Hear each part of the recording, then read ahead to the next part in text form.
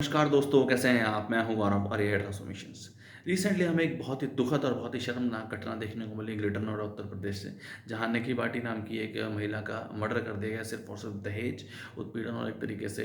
Dowry के case की वजह से। ऑल्दो ये कोई ऐसा कोई पहला केस नहीं है, इस तरीके के केस हमें रोज़ ही देखने को मिलते हैं, सुनने को मिलते हैं सोशल मीडिया में, नेशनल मीडिया में, प्रिंट मीडिया में। और अगर होम मिनिस्ट्री के आंकड़े के हिसाब से देखें, जो कि नेशनल क्राइम ब्यूरो रिकॉर्ड्स के आंकड़े हैं, उसके हिसाब से हमारे देश में लगभग 2022 का ये आंकड़ा है, 65 से 16 महिलाओं की डेथ हो गई या मर्डर कर दिया गया सिर्फ और सिर्फ दहेज की वजह से, डॉरी की वजह से।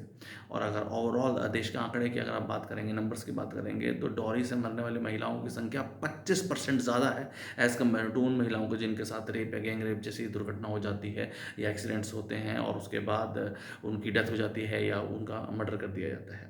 ये कितनी समाज की कितनी बड़ी कुरीति है जिसके बारे में आज इस तरीके की बात करें, जो कि बहुत बहुत बहुत ज़्यादा शर्मनाक है और हमारे देश की जो छवि है वो भी एक तरीके से धूमिल करने का काम करती है।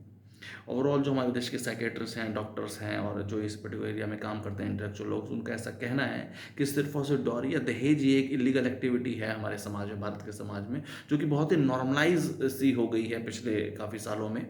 और जो कि पहले भी थी, ऐसा नहीं है कि पहले नहीं थी, कि जो कि ऐसा नहीं है कि सिर्फ और सिर्फ अनपढ़ वर्ग में या जो कम पढ़ा लिखा वर्ग है उनके बीच में, पढ़े लिखे लोगों में भी। और ऐसा भी देखा जाता है नंबर्स में, शादी के दौरान फीमेल पक्ष का या महिला पक्ष का लगभग 2.5 गुना ज़्यादा खर्चा होता है एज़ कम्पेयर टू मेल पक्ष।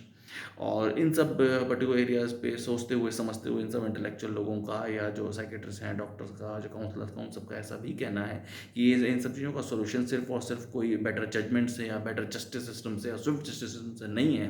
जबकि हमें ओवरऑल सोसाइटी और कम्युनिटी लार्ज इंप्रूव होना बहुत ज़्यादा ज़रूरी है। और सबसे पहले महिला को, फीमेल को as a human being treat करना है, एज ए ह्यूमन की तरह रिस्पेक्ट करना बहुत ज़्यादा ज़रूरी है। सबसे पहले हमारी उनके उनके प्रति और एक इमेज, बहुत ही रिस्पेक्टेड इमेज हो कि वो भी महिला है, उनका भी अपना मन है, उनके भी एक रिस्पेक्ट है, उनकी भी एक इंडिविजुअल आइडेंटिटी है। वो सिर्फ और सिर्फ कोई दहेज के लिए या घर का काम करने के लिए नहीं है। और इन सब चीज़ों को सोसाइटी एट लार्ज और कम्युनिटी एट लार्ज के रूप में इम्प्रूव किया जाना और नई पीढ़ी को उनकी एजुकेशन के दौरान, उनके हायर एजुकेशन के दौरान उनको समझाना इस तरीके से कि उन्हें किस तरीके से ओवरऑल सिचुएशन के साथ डील करना है या महिला को किस तरीके से इक्वल रिस्पेक्ट देनी है, वो भी एक तरीके से नागरिक हैं, वो भी आपकी तरह एक इंसान है, आपकी मेरी तरह। तो उनको सबसे पहले as a human being treat करना, उसके बाद उनको इक्वल अपॉर्चुनिटी देना, इक्वल रिस्पेक्ट देना, तभी इन सब चीज़ों को ओवरऑल सोल्यूशन हो पाएगा। कोई सिर्फ और सिर्फ जस्टिस सिस्टम से डरा के या जस्टिस सिस्टम के होने से चीज़ें इंप्रूव नहीं हो पाएंगी, क्योंकि जस्टिस सिस्टम आज भी है, तो इस तरीके के इश्यूज़ क्यों आ रहे हैं?